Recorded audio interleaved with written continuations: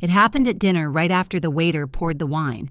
My mom looked straight at me and laughed, asking why I still didn't own a penthouse like my brother. She didn't lower her voice. She wanted the whole table to hear. Everyone laughed with her. Forks paused mid-air. My brother leaned back, smiling like he'd won something. I sat there calm on the outside, burning on the inside, realizing this wasn't a joke. It was a reminder of where they thought I belonged. So I waited. I let the laughter die on its own. Then I said one quiet sentence that changed everything. And that was when the room finally understood who'd really been paying for his success. My name is Harper. I was around 30, then old enough to know exactly who I was, and young enough that people still felt comfortable underestimating me. I worked in financial investing, mostly focused on real estate. Nothing flashy. No big titles I could drop at family dinners. Just numbers, patience, and decisions that only make sense years later. I didn't grow up in a loud house, but I grew up in a very clear one. There were rules, even if no one ever said them out loud. My brother Logan was the future. I was the stable one. He was praised for dreaming big. I was praised for not causing trouble. When he talked, people leaned in. When I spoke, conversations kept moving. Our family dinners always followed the same rhythm. My mom, Monica, sat at the center of the table like a host and a judge at the same time. She loved stories that sounded impressive, especially if they involved Logan. My dad, Frank, stayed quiet, chiming in just enough to look fair without ever pushing back. And Logan learned early how to perform success. He smiled at the right moments. He spoke with confidence even when he had nothing solid to say. People believed him because they wanted to. I didn't fight for attention. I learned early that pushing back only made things worse. If I corrected something, I was too sensitive. If I stayed quiet, I was so mature. Either way, the spotlight never moved. So I built my life somewhere else. I lived in a small apartment in the city. Clean, simple, no view worth posting. I drove the same car for years, wore neutral colors, and spent most of my time working or learning. My world was spreadsheets, early mornings, and decisions no one clapped for. I liked it that way. It was peaceful. It was mine. Logan's life looked very different. New places, better views, expensive dinners he never seemed worried about paying for. He talked about properties the way people talk about weather, casually, like it all just came naturally to him.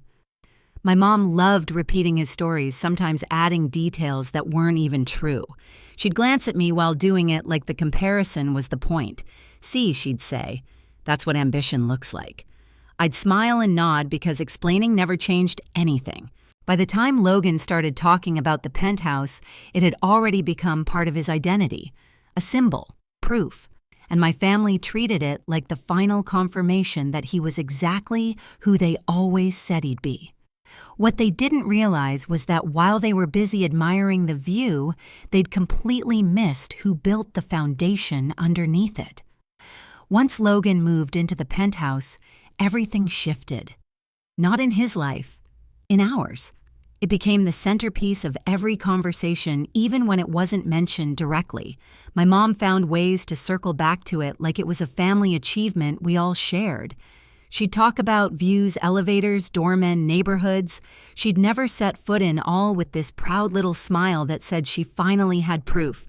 Logan leaned into it hard. He didn't say he owned the place, not exactly, but he didn't correct anyone either. He'd say things like, "Where I live, parking is a nightmare," or "In my building, you have to plan deliveries ahead." Every sentence carried weight because people wanted it to. His friends nodded. My mom beamed. My dad stayed neutral, which somehow always landed on Logan's side. Then Tara entered the picture. She had opinions about everything and volume to match. She talked about success like it was an aesthetic. The right lighting, the right address, the right man beside you. She praised Logan in public and corrected him in private, pushing him to live bigger. Look richer, move faster. When she talked about the penthouse, she said things like, "This place fits you," as if an apartment could validate a person. Family gatherings became unbearable. Logan would joke about upgrades, maybe new furniture, maybe changing a room. My mom would nod approvingly and then turn to me. "You see, this is how people build their lives. You play it too safe." She said it kindly, which somehow made it worse. One afternoon, Logan started talking about buying the place. Not seriously, casually, like it was already decided. He said the owner didn't seem very involved, just some investor, he shrugged, probably happy to cash out. Something in my chest tightened. I watched my mom's face light up. She asked questions. She imagined it out loud. She talked about how smart Logan was for thinking long term. No one looked at me. Not once. That night I went home and stared at my phone longer than I needed to. I had a message from the property manager. Another update. Another delay. More payments slipping past their due date.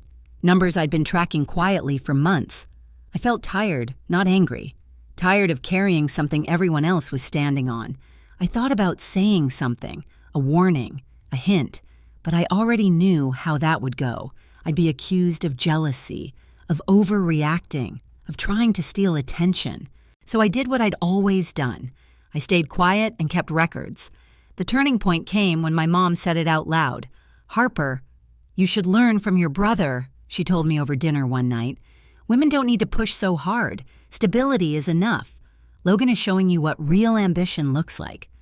I didn't answer. I folded my napkin. I smiled. But something inside me finally settled into place. They weren't misunderstanding me. They were choosing not to see me. And that meant the only way this was ever going to end was with the truth placed right in the middle of the table where no one could laugh it away. After that dinner, something inside me finally went quiet. Not numb, focused. I stopped hoping for fairness and started preparing for clarity. That's the difference people never notice. The moment you stop trying to be understood is the moment you become dangerous in the calmest way possible. I went back to my routine. Early mornings. Coffee that tasted burnt by the third sip. Screens filled with numbers that didn't care about family politics. The property manager's updates arrived like clockwork. Clean summaries, neutral language, payments late, bills rolling forward. Nothing dramatic, just a pattern that couldn't hide anymore. I didn't confront Logan. I didn't hint. I didn't vent to friends. I knew exactly how that would play out. Words would get twisted. Intentions questioned, emotions weaponized. I'd be told to let it go, to be the bigger person, to remember that family matters more than details. Details were my job, and the details were telling me the truth. Logan kept performing. He posted sunsets and city lights. He talked about long days and big plans. Tara amplified it all, turning his image into a brand. Every time I saw a new photo, I felt less anger and more certainty. This wasn't success. It was scaffolding, and scaffolding collapses when you stop pretending it's solid. My mom called more often. She asked questions that sounded casual but landed heavy. Was I happy? Did I feel fulfilled? Did I ever worry about being alone? Each question carried the same quiet judgment, the same assumption that my life was smaller because it was quieter. I answered politely and kept my boundaries tight. I didn't correct her. I didn't explain myself. I let her believe whatever made sense to her. Behind the scenes, I made one decision and stuck to it. I would not expose the truth in anger. I would not use it to embarrass anyone. If the truth came out, it would come out clean, in the open. At a moment, they chose. Not me. When my birthday dinner was planned, I almost declined. I knew what was coming. I could feel it in the way my mom sounded too cheerful on the phone, in the way Logan casually mentioned the restaurant like it was another trophy. But then I realized something important. This wasn't about protecting my peace anymore. It was about ending a pattern. So I said yes. I showed up on time. I dressed simply. I sat down and listened. I watched the way they leaned toward Logan, the way the table arranged itself without anyone noticing. And I waited. Because for the first time in my life, I wasn't walking into that room as the quiet daughter or the responsible sister. I was walking in with the truth, and it was heavy enough to stop the laughter cold. The restaurant was the kind my mom liked to show off. Soft lighting, crisp white tablecloths, glassware polished so clean it caught every reflection. The kind of place where people spoke just a little quieter, like being there meant something about who you were. I arrived a few minutes early. My parents were already seated. My mom smiled too brightly when she saw me, the way she did when she was proud of the setting more than the moment. My dad stood, gave me a quick hug, and pulled out my chair. Logan was late, of course. He always was. When he finally walked in, the energy shifted immediately. He wore that relaxed confidence that came from knowing the room would wait for him.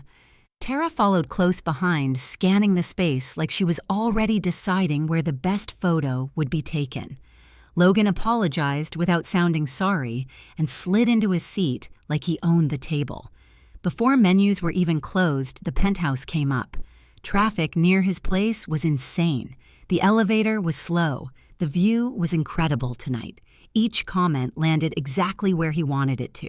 My mom leaned in, eyes bright, soaking up every word. She asked questions. She imagined aloud. She laughed at his jokes like they were inside secrets. My dad nodded along, adding neutral comments that somehow always validated Logan's story. Then my mom turned to me. "So Harper," she said, setting her glass down carefully.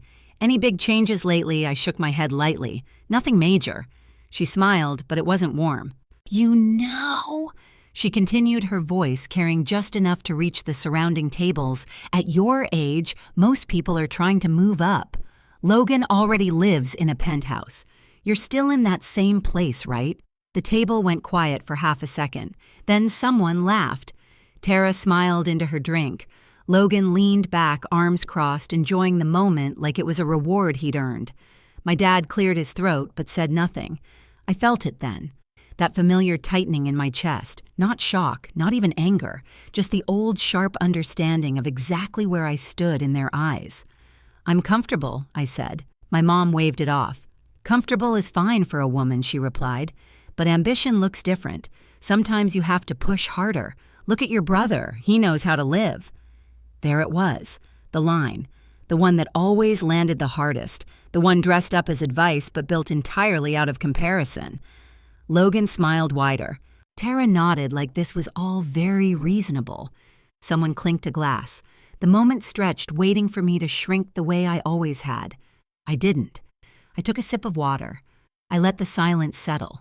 I felt the weight of every report, every number, every quiet decision I'd made over the years. And then I spoke. "The Penthouse," I asked calmly. Logan looked at me surprised I'd entered the conversation. "Yeah, I own it." The words didn't land right away. My mom blinked. Tara's smile froze. Logan laughed once, sharp and quick. "Okay," he said. "Good one." I reached into my bag and pulled out my phone. No shaking, no rush. I opened the property management summary I'd looked at dozens of times before. Payments, dates, balances. I turned the screen toward Logan. "You've been renting it from me for years," I said. "Through the management company. You're a few months behind, by the way." The table went silent in a way that felt physical, like the air had thickened. My mom leaned forward slowly, her mouth slightly open. My dad stared at the phone, then at Logan. Tara's eyes flicked between us, calculating. Logan's smile disappeared completely. "That's not funny," he said quietly. "It's not a joke," I replied. "You never asked who owned it. You never needed to. You were too busy enjoying the image." My mom turned on me instantly. "Why would you hide something like this?" she demanded. "Do you have any idea how humiliating this is?" I looked at her, really looked at her, and felt something shift. "You never asked," I said. "And every time I tried to speak, you talked over me." My dad finally spoke up. "Maybe this is just a misunderstanding," he said carefully. "Logan probably thought he'd catch up on the payments." Logan seized on that. "Exactly. I was going to handle it. You didn't have to do this here." I met his eyes. "Do what I asked.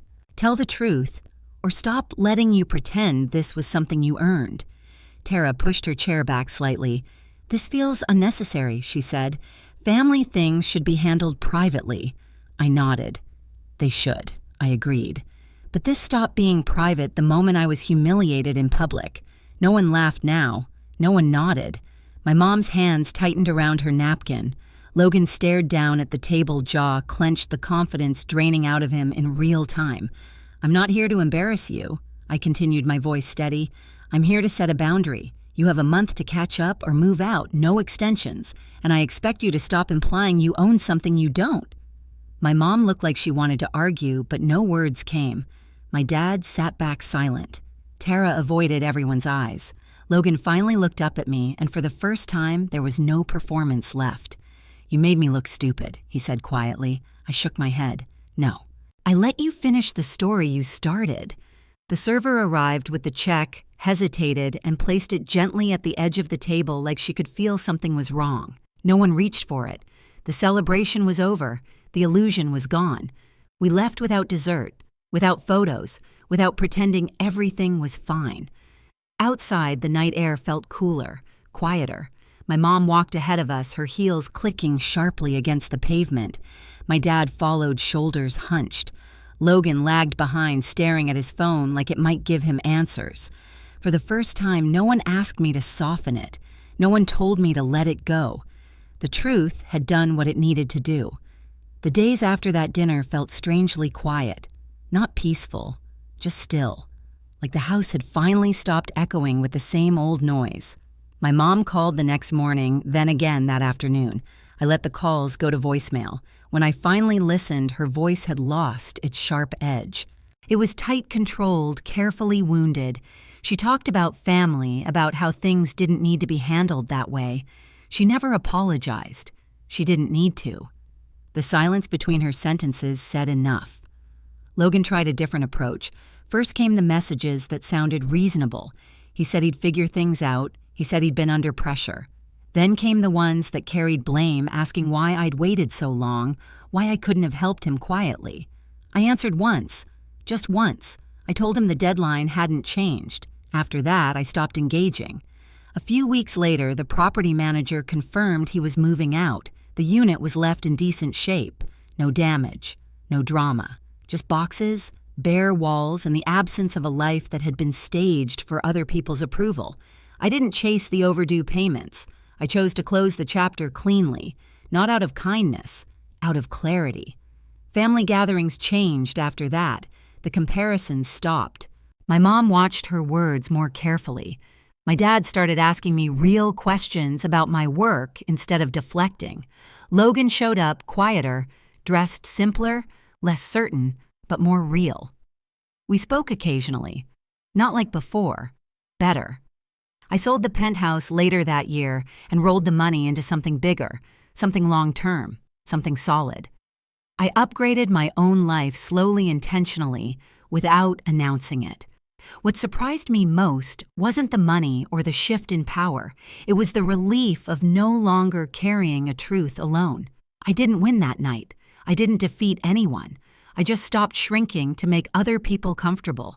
And once the truth was out in the open, everything finally landed where it belonged.